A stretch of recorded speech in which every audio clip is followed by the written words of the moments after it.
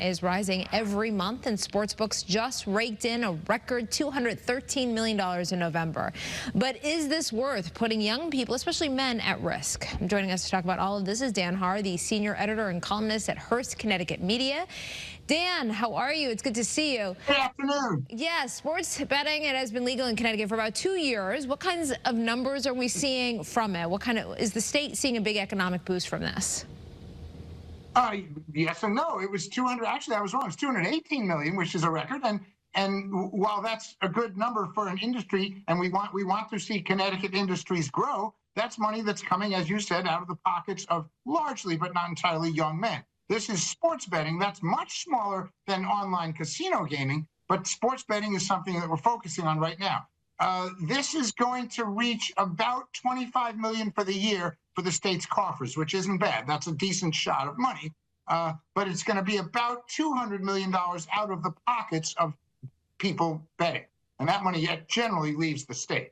Yeah, and I know that this is also being tackled, this issue of gambling or gambling addiction is being tackled on the federal level.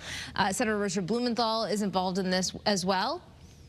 Senator Blumenthal, in his capacity as a senator, previously as state attorney general, he looked after these issues. In his capacity as a U.S. senator, he is trying to get much more federal regulation in a variety of ways over sports betting. The problem is that the Supreme Court said in 2021, as we all know, that yes, 2018, that yes, states, you can do this. So that's going to be a little tough challenge. Yes, I can imagine. We're going to switch gears here. There's another story I want to ask you about. A turtle with a bubble butt. Can you explain this? What was this column about here, Dan? The turtle by the name of Charlotte, who has lived in Mystic Aquarium since 2008 for some years. Charlotte was picked up in Georgia, where he, and it was named as a she when they thought it was a she, but it's a he, had suffered a hit by a boat.